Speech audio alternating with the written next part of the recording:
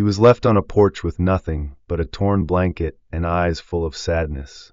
She was a woman grieving in silence, unsure if she could save anything again. But what happened when their paths crossed changed not just their lives, but an entire town. This isn't just a story about rescuing a dog. It's about how a broken heart can become a healing force, and how a child who stopped speaking found his voice through a dog who refused to give up.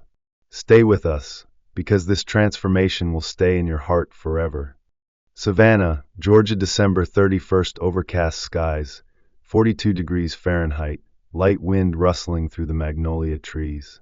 The streets of Savannah were unusually quiet for New Year's Eve. While most homes buzzed with the promise of a fresh start and fireworks waiting to burst into bloom, one house on the corner of Whitaker Street was losing its warmth by the minute. The air was thick with the chill of winter, not sharp enough to freeze, but heavy enough to weigh on the bones.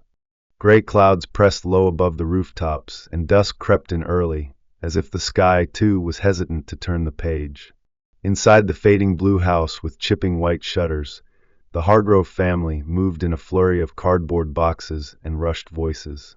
Daniel Hargrove, a broad-shouldered man in his late 40s with thinning chestnut hair and a permanent furrow between his brows, barked instructions like a foreman. His wife, Bethany, tall and wiry, with a narrow face that rarely softened, taped shut a box marked Kitchen Miscellaneous, with a finality that left no room for sentimentality. Their daughter, Emily, barely 12, hugged a stuffed bear to her chest and hovered near the stairs, her eyes bouncing between her parents and the golden figure curled in the hallway. Milo lay on his old plaid blanket, watching every movement with hopeful amber eyes. He was a 5-year-old golden retriever, with a thick golden coat that dulled near the tips from sun exposure and age. His left ear folded slightly from an old injury, and his face bore the gentle softness that made strangers want to pat his head. He had been a gift to Emily on her 7th birthday, and since then her guardian, pillow, and secret keeper.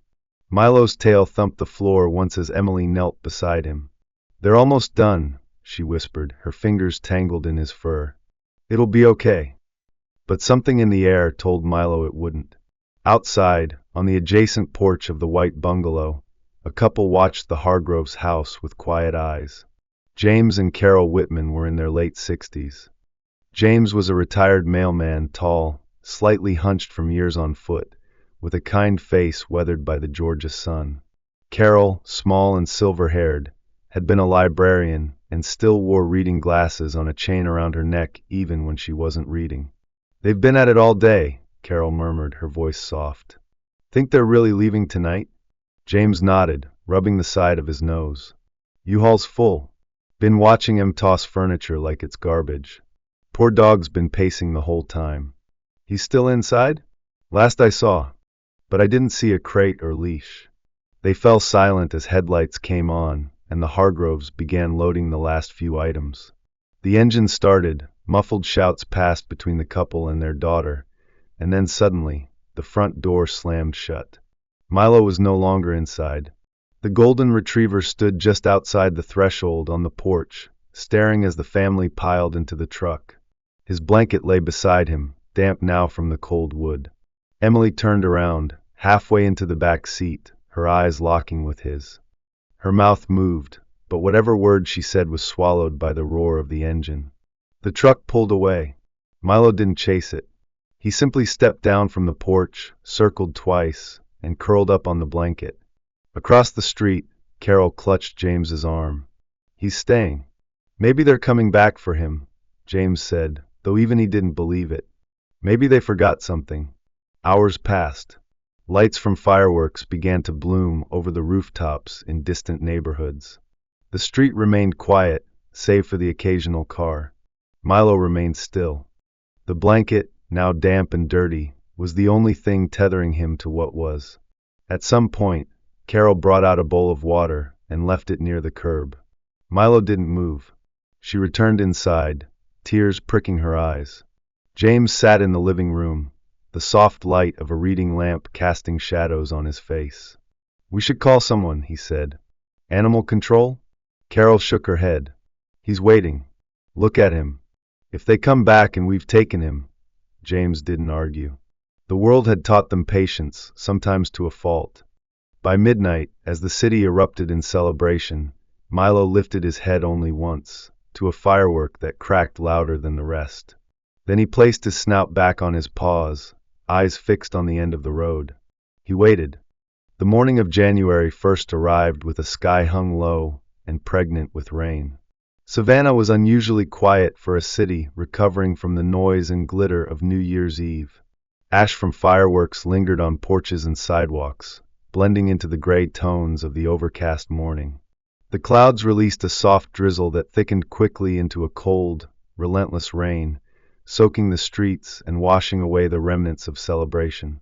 It was the kind of rain that soaked not just skin but spirit, the kind that made people stay indoors, curled up with warmth and silence.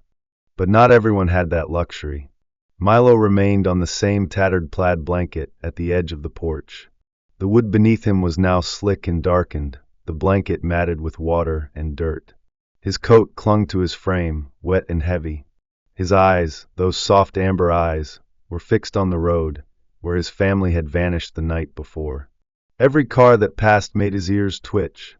Every gust of wind carried scents that made him lift his head in quiet hope before resting it back down. Across the city, in a modest one-bedroom apartment above an antique bookstore near Forsyth Park, Sarah McAllister was pouring black coffee into a chipped mug shaped like a dog's paw. 32 years old, tall and lean with tired green eyes and dark auburn hair pulled into a messy braid, Sarah looked like someone who hadn't fully unpacked herself from life's chaos. She wore oversized flannel over worn jeans and boots that had seen too many muddy trails. Her expression carried the weight of someone who had learned not to expect too much from anyone, including herself.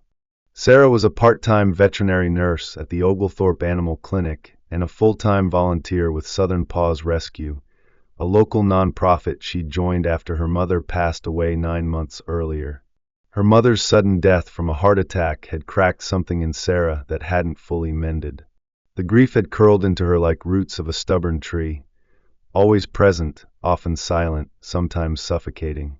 She had once been outgoing, the type to laugh loud and often. Now she preferred silence and dogs. This morning, she had only left the house because of an early message from a volunteer group chat. Someone reported a loose shepherd near an elementary school, but when she arrived, the dog had already wandered off.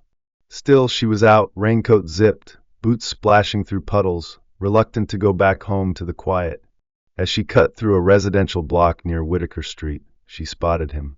At first, it looked like a heap of blanket on a porch, but something about the golden color caught her attention. She paused, adjusted the hood of her coat, and crossed the street. The closer she came, the more the shape took form. A dog. Curled. Still. His ribs were faintly visible beneath his wet fur, and the way he lay, perfectly still but watchful, hit her like a wave to the chest. "Hey, buddy."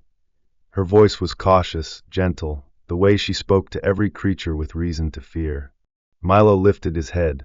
His eyes met hers. He didn't growl, didn't wag. He just stared, unblinking, like he was still waiting for someone else. Sarah crouched down a few feet away. "It's okay," she said. "I'm not going to hurt you." Milo made no move. She pulled a protein bar from her jacket pocket, one of those peanut butter kinds she kept in her car. She unwrapped it slowly, broke off a piece, and placed it on the edge of the porch. Rain dripped from her coat hood and slid past her cheeks. "You look like you've had one hell of a night." Behind her, a screen door creaked open. It was Carol Whitman, wrapped in a thick gray cardigan, holding a steaming mug. Her short silver hair was damp at the ends. "We saw him last night. They left him." Sarah stood up, shielding her eyes from the rain. "They just abandoned him?" Carol nodded, the pain in her eyes clear. "Been out there since. Wouldn't leave that blanket." James appeared beside her, tall frame taking up most of the doorway. "We didn't know what to do. We put out some water. He hasn't touched it." Sarah turned back to Milo, her throat tight. She had seen abandonment. She had picked up animals tossed from trucks, tied to street signs, even left outside clinics in boxes. But something about Milo, his silence, his dignity, made it feel heavier. like he knew exactly what had happened but refused to let go of the last thread of comfort. Do you know his name? Carol shook her head. The girl, she called him something, but it was too quick. Sarah crouched again. All right, nameless wonder. Let's get you somewhere warm. She pulled her phone and called Southern Paws Rescue. Her contact, Jessie Tran, a brisk-voiced woman in her 40s who managed intake with the precision of a military officer, answered. Got space? Barely, Jessie said, already sounding overwhelmed. What's the case? Sarah gave her the details. All right, Jessie sighed. Bring him. If you can get him in the car. That's the hard part, Sarah muttered. For the next hour, she tried everything, bits of food, soft words, even letting Milo sniff her coat. He refused to move from the blanket. Every time she got close, he pulled back. But he never ran. Finally, Sarah sat back, soaked to the bone, and stared at the blanket. That's when it clicked. It wasn't just a blanket. It was the last place he was loved. Or thought he was. She stood, went to her car, and returned with a large towel. Carefully, she placed it beside the blanket and then, very gently, lifted one corner of the plaid fabric. Milo tensed. I'm not taking it, she whispered. We're just moving together, okay? It took 20 minutes, but eventually, blanket and all, Milo stepped off the porch. Sarah led him to her SUV with the rear hatch open and a thick quilt laid out. He climbed in without a sound. The drive back to Sarah's apartment was short, but it felt unbearably long. Rain still drummed on the windshield, and Sarah kept glancing in the rearview mirror at Milo. He lay in the back of the SUV on his damp plaid blanket, curled tightly, eyes open but unfocused, as if staring into another world altogether. He didn't move, didn't whine, didn't even seem aware of the new surroundings, the soft seat cushions, the faint smell of dog treats in the air, or the quiet hum of the car's heater. The only thing tethering him to the present was the blanket. Sarah parked behind the antique bookstore, beneath the overhang that protected her small staircase from the rain. The apartment above the shop was humble, wood floors, mismatched furniture, walls painted in soft, cool tones. It had been her mother's before it was hers, and much of it remained unchanged. A faded quilt still hung on the back of the couch. A ceramic angel stood on the windowsill. She didn't have the heart to pack those pieces away. Opening the back of the SUV, Sarah moved slowly. All right, Milo. Home for now, she murmured, though the word home felt fragile in her mouth.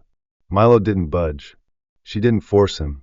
Instead, she sat on the edge of the hatch with her hood down, letting the misty rain soak into her braid. She waited. Minutes passed, and eventually Milo stood, gripping the blanket in his teeth.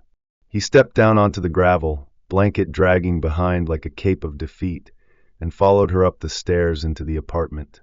Inside, he padded cautiously over the floorboards, ignoring the water bowl and the bed she'd laid out. He found a corner behind the couch, curled back up on the blanket, and closed his eyes. He wasn't asleep, just hiding. Sarah let him be.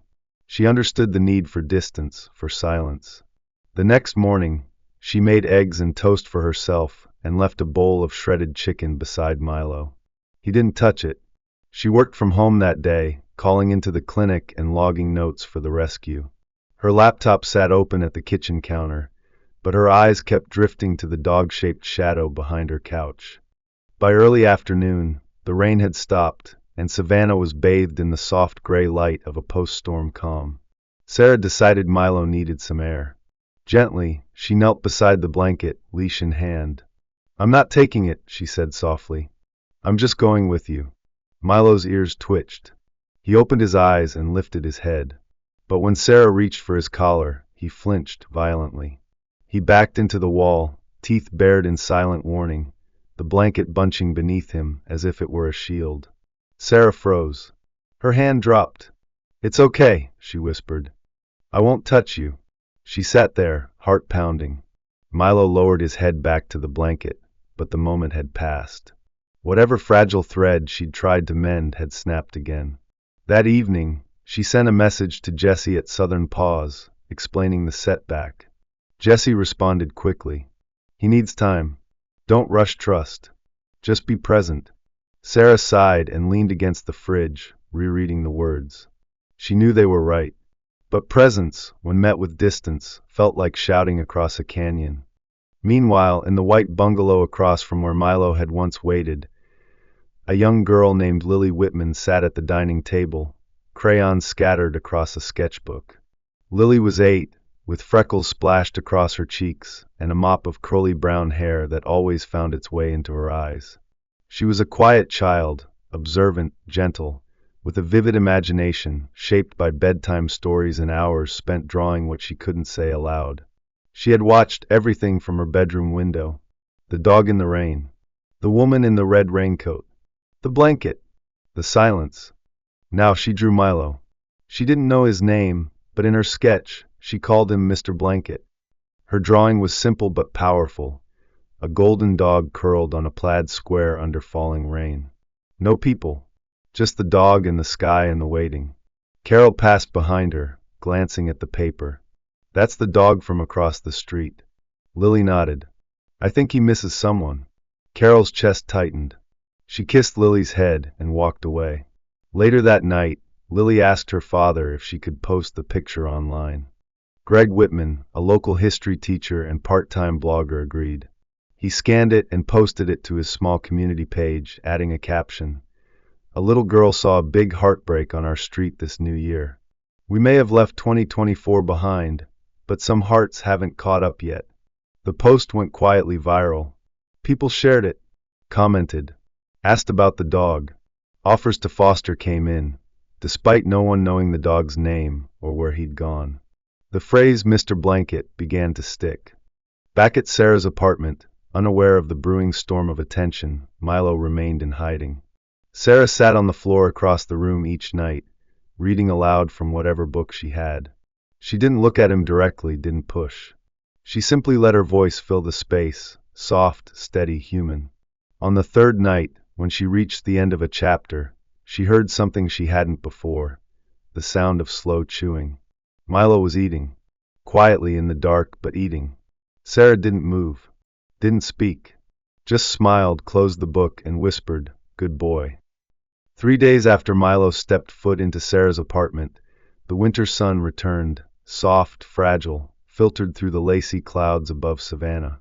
It spilled across the windows of the antique bookstore downstairs and crept gently into Sarah's living room, where Milo lay curled beside the couch, half in shadow, half in gold. The blanket remained with him like an inseparable layer.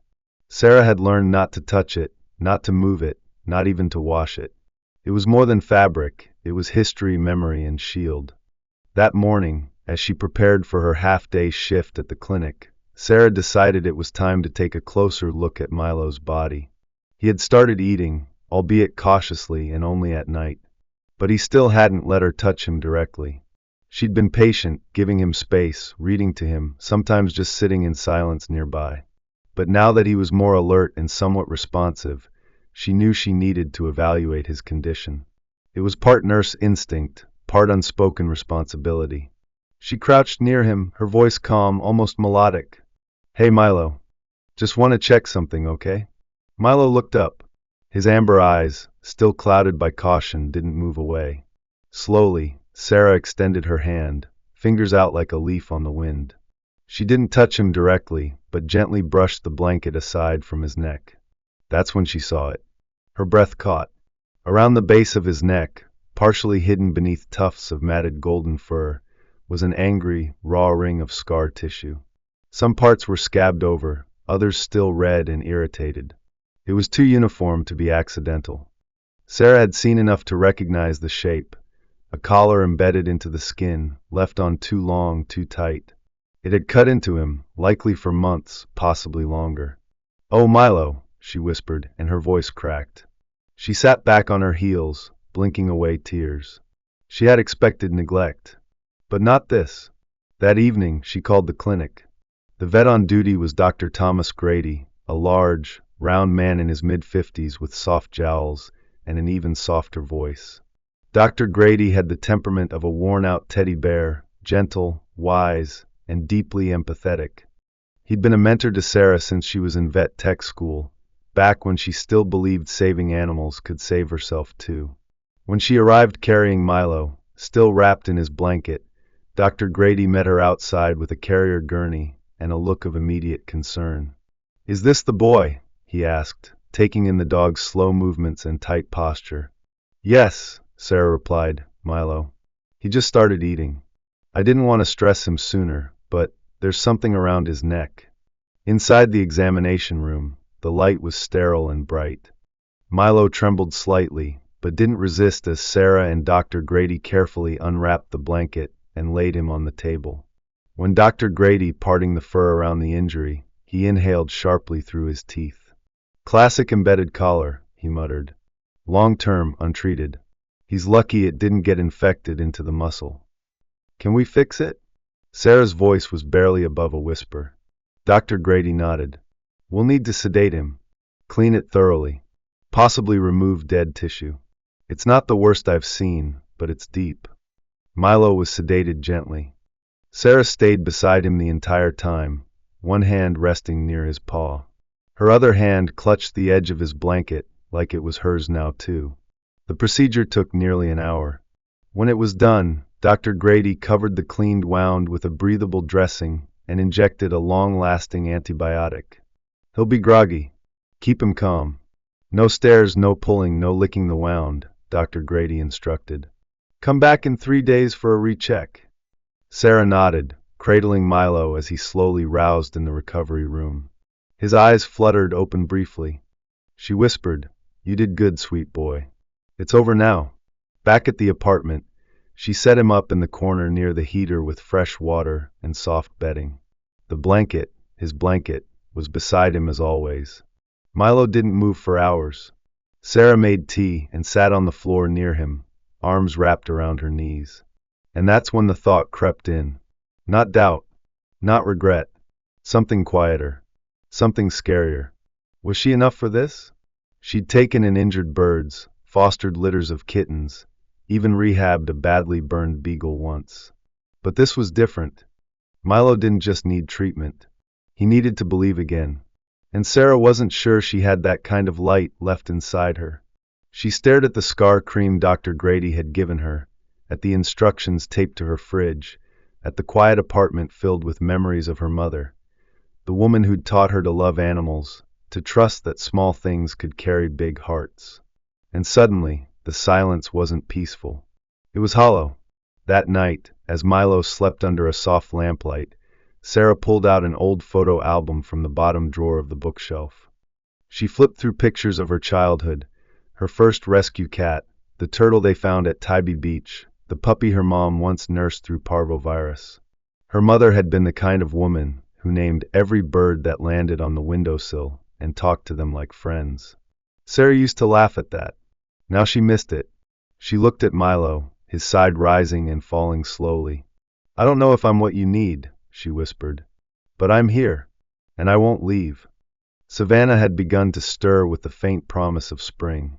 The morning fog rolled in softer, gentler now, and the breeze carried the scent of damp earth and the first brave camellias blooming along the sidewalks. But inside Sarah's apartment, time moved differently, measured not in days or weather patterns but in Milo's slow, uncertain steps toward the light. It had been a week since the surgery. Milo's wound was healing better than expected, the redness fading and the edges closing with each careful cleaning Sarah performed. She followed Dr. Grady's instructions to the letter, administering the antibiotics on time, watching for signs of infection, gently encouraging small movement. Milo tolerated the care, even accepted her presence beside him. But still, he did not reach back. He never wagged, never sought affection, never made a sound.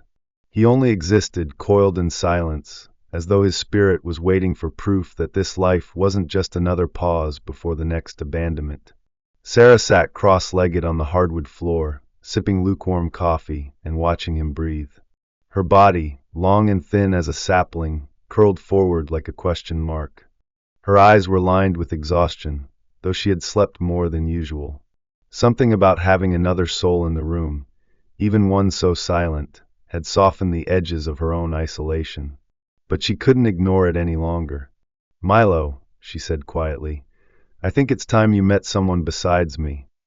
2 days later, she drove him, blanket and all, to the Southern Paws Rescue Center on the edge of town. The building, modest but clean, sat behind a low brick wall with a mural of painted paws and hearts stretching across it. Inside, the scent of pine cleaner and wet fur lingered in the air, mingled with the occasional bark and shuffle of restless paws. Sarah carried Milo in her arms, though he was heavy and no longer sedated. She held him close to her chest, the way one would cradle something both sacred and breakable. At the front desk, a short, muscular woman with a chestnut ponytail waved her over. This was Jessie Tran, the rescue's coordinator, a pragmatic, sharp-witted woman with a soft spot for the broken ones, as she called them. "Is this our golden boy?" Jessie asked, eyeing Milo. "This is him," Sarah said, breathless from the weight. Jessie peeked into the blanket. "Still not walking much, huh?" "Only when no one's watching." They moved into a quieter wing of the center, an older wing refurbished into a comfort zone for trauma cases. No metal kennels, no harsh lights. Just soft bedding, gentle music, and a collection of stuffed animals worn from use. It was in this quiet place that Milo was laid down. Sarah sat on the edge of the cushion and glanced around. "He needs more than me." Jessie nodded. "And you need to breathe. You've been carrying more than just his weight." Sarah smiled faintly, and for the first time in days, allowed herself to let go. That evening, as Milo curled up near the corner of his new room, a soft shuffle came from the hallway. A tall man with a slow, deliberate walk and thick gray hair stepped into the room, holding a hardcover book in his hand. He wore a cardigan 2 sizes too big and beige corduroys worn thin at the knees. His name was Mr. Hank Bellamy, a retired literature professor in his early 70s, who had volunteered at the shelter every Tuesday and Thursday evening for the last 6 years. His voice was deep, slow, and comforting, like honey steeped in tea. "Mind if I sit?" he asked Milo, though the dog didn't respond. Mr. Hank lowered himself into a rocking chair near the dog's cushion, cleared his throat, and opened the book. Tonight, it was The Wind in the Willows. He began to read aloud. His cadence was steady, his tone rich and textured. As he read, his voice filled the room, not demanding, not intruding, but wrapping around the silence like a shawl. Milo's ears twitched. He didn't look up, but the slow rhythm of his breath seemed to deepen. Hank didn't pause. He read until the end of the chapter, then marked the page and stood. "I'll be back Thursday," he said, placing the book on the floor with care. This became a ritual. Every Tuesday and Thursday evening, Hank came. He read Steinbeck, Dickinson, even Sherlock Holmes. Sometimes, he brought poems scribbled in his own handwriting. He never tried to pet Milo, never moved closer than the rocking chair. But over time, Milo began to shift during the reading. First, he lifted his head. Then he stretched his front paws. Once, during a passage from Charlotte's Web, he rolled onto his side, sighing softly. Jessie watched from the observation window, arms crossed, heart warmed. "He's thawing," she told Sarah one afternoon. Slowly but surely. Sarah visited daily, each time greeted with a quiet tail twitch, and sometimes Milo would walk toward her, not fast, not eager, but not hiding either. It was progress. She brought him fresh food, replaced his bandage when needed, and once, even found him nestled against the stuffed duck someone had left in his bed. Outside, the city hummed forward, buses roared, children played in schoolyards, tourists wandered the historic squares. But inside the rescue center, a golden dog wrapped in an old blanket began to relearn the shapes of peace. One evening, as Sarah was about to leave, she turned back for one last look through the glass panel on Milo's door. He was lying down, the blanket still under his belly, but his face was lifted. And for the first time, she saw something flicker in his expression, curiosity. Not fear, not pain, just the beginning of a question. The days grew longer in Savannah. The light lingered just a bit more in the evenings, brushing against the iron balconies and quiet park benches. Dogwoods were beginning to bloom in soft clusters of white, and a warm breeze teased the moss hanging from ancient oak branches. Inside Southern Paws Rescue, The quiet evolution of a wounded golden retriever continued, barely perceptible to the casual observer, but unmistakable to those who had been there since the beginning. Milo was walking now, not confidently but without collapse. He had even on 2 occasions approached the glass door when Sarah entered, tail low but moving. Mr. Hank continued his readings twice a week, and in a moment that brought Jessie nearly to tears, Milo had gently nudged the man's knee with his nose before curling up at his feet. The transformation was slow, deliberate, but undeniable. Then, on a Tuesday morning, Sarah's phone rang. She was at the kitchen counter, pouring kibble into a container to bring for Milo's lunch. The caller ID showed an unknown number, Savannah area code. She answered, expecting maybe a vet supplier or a volunteer from the rescue. Instead, a male voice, low, hesitant, spoke. "Hiya, is this Sarah McAllister?" "Yes." "Who's this?" "My name's Kyle. Kyle Jenkins. I think you might have my dog." Sarah's hand froze midair. Her chest went still. There was a pause. Kyle continued, stumbling over his words. "I saw the picture. The post. The dog with the plaid blanket. That's Milo. He used to be mine." Sarah's throat tightened. "Where did you see the picture?" "A neighbor. My old neighbor sent it to me. It was shared on a local forum. Said a girl drew it, and someone posted it online. It was just a drawing, but I knew. That's him. And then I saw the real photo. It's him, isn't it?" Sarah didn't answer right away. She set the container down gently, exhaled slowly, and said, "Yes. He's with me." Kyle's voice cracked. "I want to see him." She didn't want to say yes. Every part of her body resisted. But her role, as rescuer, as advocate, required more than instinct. It required fairness. And so, after a long pause, she agreed to meet. That Thursday, Sarah sat in the waiting room at Southern Paws. Milo was in his comfort room, unaware. Jessie stood beside her, arms crossed, watching the front entrance. She didn't like it either. The door opened and Kyle stepped in. He was in his late 30s, tall, with sandy blonde hair and a square jaw softened by exhaustion. He wore jeans and a faded green jacket, and there was a weariness in the way he walked, like someone who had been sleeping in his car more often than not. His eyes scanned the room until they found Sarah. She stood slowly. "You're Sarah?" he asked. "I am." He nodded. His hands were trembling slightly. "Thank you. For not hanging up." Sarah gestured to a bench near the window. They sat, a chasm of tension between them. After a moment, Kyle spoke again. "I didn't mean to abandon him. I need you to know that." Sarah's eyes stayed hard. "But you did." He swallowed. "I lost my job 2 months before Christmas. Contracting work dried up. My wife left the year before, and I was barely holding it together for my daughter. Then Milo got sick, he stopped eating, was limping, and I didn't have money for the vet. Someone told me it looked like nerve damage. He started refusing food completely. I thought he was dying." Sarah's expression didn't change. "I was offered work in Raleigh. The only way I could take it was if I left that night, with what little I had. The U-Haul was already paid for. I didn't know what to do. I told myself maybe someone would find him. Maybe. You could have taken him to a shelter," Sarah cut in. "Even tied him outside a clinic. But you left him on a porch. In winter." Kyle looked down. "I was ashamed." Silence sat between them. Finally he asked, "Can I see him?" Sarah hesitated, then stood. "Follow me." She led him down the hallway and paused outside the comfort room. "He's in there. He's better. But he remembers." Kyle nodded. Sarah opened the door. Inside, Milo was lying near the window, the plaid blanket beneath him. He looked up at the sound of the door and rose slowly to his feet. His tail wagged once, then stilled. Kyle stepped inside, eyes wide. "Milo," he whispered. "Hey boy." Milo tilted his head. He didn't bark, didn't growl. He stepped forward slowly. Kyle knelt, arms open. "Come here, buddy." Milo took one more step, then stopped. He looked at Kyle for a long, still moment. And then, without a sound, he turned. He walked to his blanket. He lay down, facing away. Kyle's mouth trembled. "He doesn't want me." Sarah didn't speak.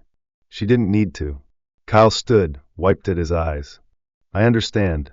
I needed to know. At the doorway, he turned back once more. Thank you. For giving him more than I could. After he left, Sarah sat on the floor near Milo. He didn't move, but his eyes met hers now with something steadier. He had made a choice, not out of revenge or resentment, but out of clarity. He had chosen peace. It had been just over a week since Kyle had walked out of the rescue center with heavy steps and empty hands. Spring had begun its slow arrival in Savannah, filling the air with honeysuckle and humidity, warming sidewalks, and coaxing life back into the city's gardens. At Southern Paws, Milo had resumed his quiet routine. Meals beside the window, slow walks through the indoor recovery corridor, and story nights with Mr. Hank. Sarah visited daily.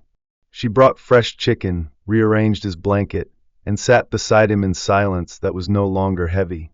Milo now met her eyes without flinching. He no longer turned away when she spoke. And once, when she dropped her keys, he stood up, nudged her knee, and waited until she looked at him. Just a moment, but it changed everything. Sarah, tall and lean with her ever-present flannel shirt rolled at the sleeves, had spent years tending to creatures more fragile than most people understood. But something about Milo, about his resilience, about the quiet dignity in his gaze, had peeled something open in her she didn't know had been locked. Still, she knew he needed more. A home, a connection beyond healing. That opportunity came on a Sunday morning, through a knock on her apartment door. She opened it to find Marcus Caldwell, a man in his early 40s, standing on the threshold. He was African American, broad-shouldered and strong, with deep-set eyes that carried both intelligence and weariness. His clean-cut beard was peppered with gray, and he wore a navy zip-up sweater and jeans with knees slightly frayed. His demeanor was polite but reserved, as if rehearsing every word before he said it. "Hi," he said, offering a firm but careful smile. "I'm sorry to bother you. I'm looking for Sarah McAllister?" "That's me," she replied, still gripping the doorknob. "Can I help you?" Marcus held up his phone. On the screen was a social media post, an article titled "The Golden Retriever Who Chose to Stay," featuring a photo of Milo beneath his plaid blanket. "I read this a few days ago," Marcus said. "Then I read it again. And again. I think your dog might be the answer to something I haven't been able to fix." Sarah raised an eyebrow, cautious. "What exactly are you hoping for?" Marcus took a slow breath. "My son, Ethan. He's 9. A few months ago, we were hit by a distracted driver. I was driving. Ethan was in the back seat with our golden retriever, Bentley. He didn't make it. Bentley, I mean." He looked away for a moment, swallowing. "Ethan survived. But since the accident, he's barely spoken. He doesn't eat much, doesn't laugh. He used to be this energetic, curious kid, obsessed with space and dogs and anything with wheels.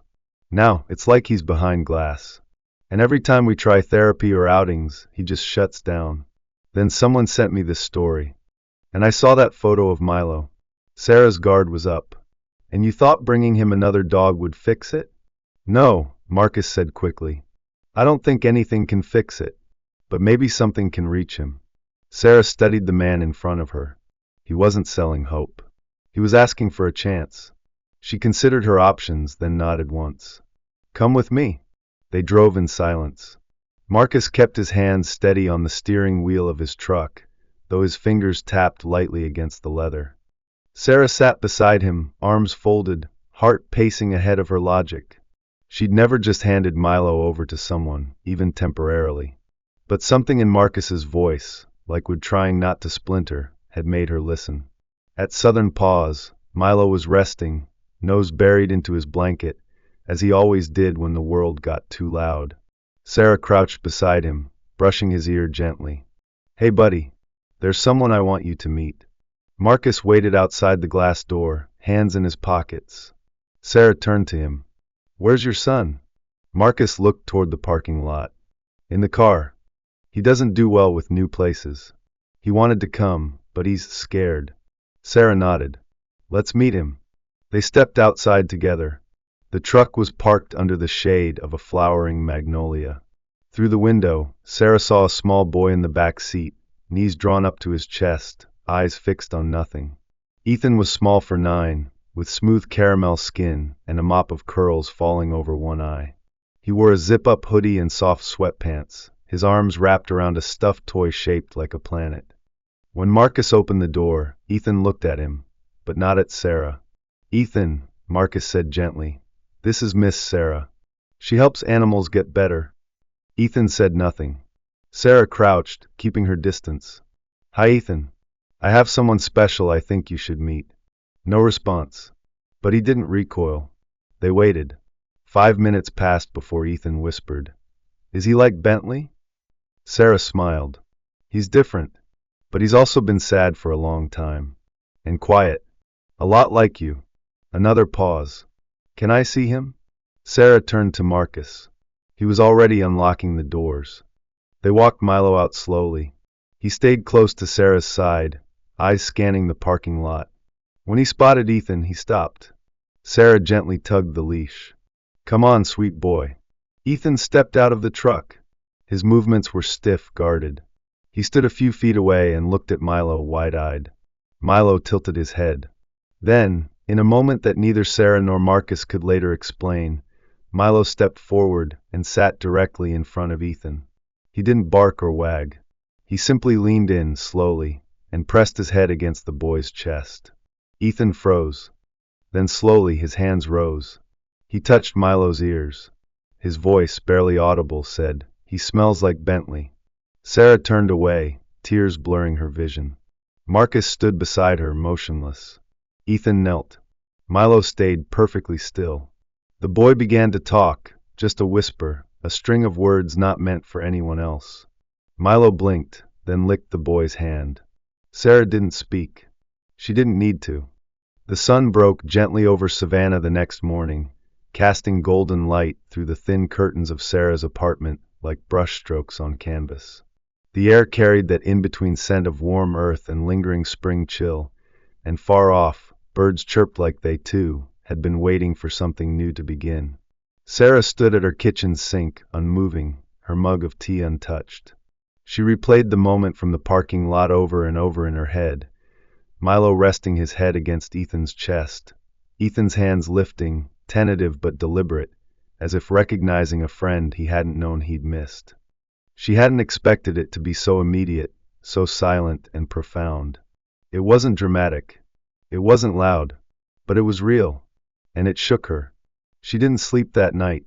Instead, she sat on the floor beside Milo's favorite corner in the rescue center after hours, letting him sleep while she listened to the rhythm of his breathing. She didn't say a word. She didn't need to. Milo was different now. He was no longer just surviving. He was reaching. And now the boy might reach back. The following afternoon, Marcus returned to Southern Paws, this time holding Ethan's hand. Ethan wore the same zip-up hoodie, this time unzipped slightly to reveal a faded NASA t-shirt underneath. His curls were more tamed, his shoulders straighter. He clutched a small drawing pad, the edges curled and smudged with fingerprints. His eyes, though still shadowed with caution, no longer stared into nothing. Sarah met them outside and opened the rescue center gate, her tall figure stiff but welcoming. Her clothes were simpler than usual, plain jeans, a soft gray sweatshirt, her auburn hair twisted into a lazy bun. There was a lightness in her face Marcus hadn't seen the last time they spoke. "Back again," Marcus said, trying to sound casual, but his voice cracked slightly. Ethan said nothing, but he took a step forward on his own. Milo was already waiting in the side yard, a fenced space filled with grass, scattered toys, and shaded benches where volunteers often brought dogs for socialization. Today, it had been reserved for one very specific meeting. When Milo saw them, he rose to his feet and padded forward with that slow, dignified gait of his. He no longer walked like he was unsure of the ground. Today, he walked like he knew where he belonged. Ethan froze. His fingers tightened around the sketchpad. Sarah knelt beside him. "He remembers you," she said gently. "And he chose you yesterday." This is his way of saying it again. Ethan looked up at her, then back at Milo. The boy took a tentative step, then another. When they met in the center of the yard, Milo did not jump, did not bark. He simply sat and leaned in as he had the day before. Ethan knelt slowly. This time, he didn't hesitate. He wrapped both arms around Milo's neck, and Milo licked his cheek with a tenderness that made the world pause. Ethan's voice, so small it might have been mist, broke the silence. "He's warm." And then he smiled. It wasn't wide or toothy. It didn't light up the sky, but it was real. His eyes lifted with it, and the corners of his mouth softened into something more than sadness. For the first time in 3 months, Ethan Caldwell smiled. Marcus, standing by the fence, turned his face slightly away, pretending to check his phone. But the tears were already falling. Not the sobbing kind, but the quiet kind, the kind born from waiting too long for something you're scared will never come. Sarah watched from a few paces behind, arms crossed tightly over her chest. Her throat ached with emotion, but she held it down, letting the scene unfold without interference. She wasn't a mother. She wasn't even sure she wanted to be one. But in that moment, she felt something maternal swell inside her, a fierce, protective pride that Milo, this dog who had once curled up on a wet blanket and waited for someone who would never return, was now part of a healing she could never have managed alone. Ethan and Milo stayed like that for a long time. The boy traced his fingers along Milo's ears, whispered something Sarah couldn't hear, and then opened his sketch pad. "Can I draw him?" he asked without looking up. Sarah nodded, trying to keep her voice even. "Of course." He began sketching quickly, his pencil flying across the page, shoulders hunched in concentration. It wasn't about the art. It was about the act, the movement, the choice to see and create again. Marcus approached Sarah, voice thick. "I don't know how to thank you." Sarah didn't smile. She simply said, "You don't have to. Just take care of him. Of both of them." They stood in silence a while longer, the only sound the scratch of pencil on paper and the occasional swish of Milo's tail against the grass. That evening, back at the apartment, Sarah sat on the couch staring out the window, her phone on the coffee table beside her. It vibrated softly, a message from Marcus. "He hasn't stopped smiling. Drew for 2 hours. Told me he wants to make a comic book about a space dog who rescues lost kids. He named the dog Milo." Sarah stared at the message. Her hand drifted to her chest, palm resting over her heart. Milo had chosen. And now so had Ethan. The cicadas had returned to Savannah by the time Sarah found the envelope in her mailbox. It was late afternoon, and the sky had begun to take on that rich golden hue only a southern summer could produce. The thick scent of magnolia filled the air, and the sidewalk radiated heat beneath her boots. She rarely checked her mail anymore. Bills were digital, updates came via text. But that afternoon, something nudged her toward the rusting metal box hanging by the stairs. It was a plain white envelope, handwritten and smudged slightly with M. Caldwell scrawled in the return corner. Sarah paused, heart tapping a little faster. She didn't open it right away. Instead, she held it between her fingers as she climbed the creaking stairs to her apartment above the antique bookstore, the same apartment where Milo had once laid silent beside the couch, the same place where healing had begun without either of them knowing it. Inside, she set the envelope on her kitchen table, made a cup of coffee she didn't finish, and only then, when the day's light had begun to dim, did she sit down and open it. The first words were written with care, almost like a diary entry, and Sarah read them slowly, breathing each one in like oxygen. "Hi Sarah, it's been exactly 3 months since you let Milo walk into our lives. I'm writing you because sometimes text can't carry everything. Sometimes a pen tells the truth better. Ethan took his first unaided steps 3 weeks ago. No crutches, no hand-holding. He just stood up one morning and walked into the kitchen to get cereal. I dropped the coffee mug I was holding. Didn't even care. Milo had been sleeping beside him all night, like always. I swear that dog knew. He stayed still watching, but you could see it in his eyes, he was proud." Sarah wiped a tear from her cheek and kept reading. "Ethan doesn't talk about the accident much, but he talks about Milo every day. They do everything together, draw, walk, even stargaze on the back deck with a telescope Ethan insisted on pulling out from the garage. He's building a comic book series now, Captain Milo and the Mission to Mars. Sometimes I wonder who rescued who. Thank you for trusting us. For trusting him. No signature. Just a hand-drawn paw print at the bottom of the page, and a little stick figure drawing of a dog and a boy holding hands under a starry sky. Sarah folded the letter gently and placed it on the windowsill above the kitchen sink. Then she sat back in her chair and stared out over the neighborhood below, a neighborhood that had once held so much silence, so much weight. But it wasn't silent anymore. From across the street, faint music drifted out from a small public elementary school. Children were laughing, and someone was tapping on a microphone. Sarah grabbed her keys and walked over, drawn by the kind of instinct she never questioned. The school's multipurpose room had been transformed into a gallery, construction paper signs, string lights, and easels displaying crayon and watercolor works of all shapes and styles. The sign above the door read, "Art with Heart, the Animals Who Save Us." Inside, parents and teachers wandered between paintings of cats, hamsters, birds, and dogs of every shape. But one section near the back drew a small, steady crowd. Above it, a handwritten banner read, "The Golden Dog in the Blanket." Sarah's breath caught. The drawings were unmistakable. The colors, the eyes, the familiar curve of Milo's back as he curled on that plaid blanket. There were 10 pieces in total, some full scenes, others just close-ups of emotion. In one, Milo watched the rain. In another, a young girl handed him a stuffed duck. One showed a boy with curly hair curled beside him, blanket shared between them. Standing beside the display was Lily Whitman, the 8-year-old neighbor from across the street, her brown curls held back by a pink headband and her face glowing with quiet pride. She wore a simple sundress splattered with smudges of paint, and in her hands was a clipboard filled with signatures. Sarah approached slowly. "You did all these?" she asked, voice soft. Lily nodded. "They're from real life. I watched it happen. The first one I drew was just for fun. Then everyone at school wanted to know more." She held up the clipboard. "We're collecting donations to buy supplies for the shelter. My dad said I could use my blog to help." Sarah crouched down beside her, stunned. "You have a blog?" Lily shrugged modestly. "It's mostly drawings of animals I make up. But people like Milo. So I told them the truth."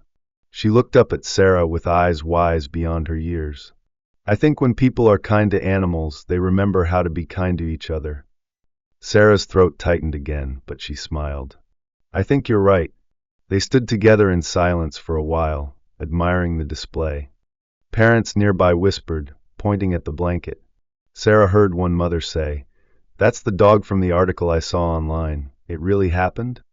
Lily answered for her, stepping forward confidently. "Yes, it really happened." When the event wound down and people began to drift home, Sarah stayed behind to help clean up. Lily insisted on carrying the drawings carefully into folders, one by one. At the end of it all, as Sarah walked back across the street, a summer breeze tugged lightly at her sleeves. She looked up at her window and saw the letter from Marcus still resting there, glowing in the last light of day. 3 months ago, Milo had been a shadow on a porch. Today, he was the subject of stories, of children's drawings, of healing. He had become more than rescued. He had become hope incarnate. And Sarah, once guarded and broken herself, realized that some wounds don't need to be erased to be healed. They just need to be shared. Summer had settled over Georgia like a soft, golden quilt. The trees stood fuller, greener, their leaves thick with sun. Children played in sprinklers on small-town lawns. Front porches held iced tea and porch swings. And somewhere in a cozy blue house in North Savannah, a boy and a golden retriever lay under a blanket, dreaming of Mars and comic book heroes. Milo had become more than a name. He had become a story, first whispered, then posted, then written, printed, and spoken across school classrooms, community gatherings, church newsletters, and rescue blogs. The post that once lived quietly on a school art fair page had been shared by a national animal welfare account. Then the story had snowballed. News segments followed. Podcasts. Even a short feature on local TV titled "The Dog Who Waited" and "The Boy Who Reached Back." Everywhere Sarah went, she heard whispers. That's the vet tech who helped Milo. She's the one from the story.